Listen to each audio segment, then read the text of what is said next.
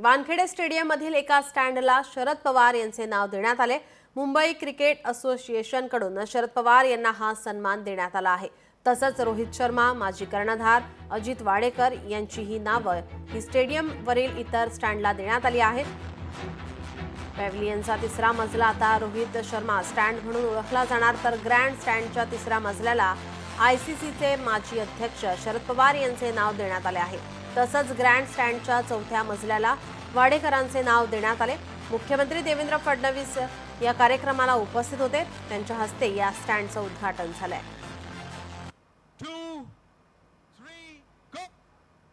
मी Mumbai cricket असोसिएशनचं मनापासून अभिनंदन करेन की त्यांनी हा अतिशय चांगला निर्णय घेतला, कारण we must celebrate those who make us proud.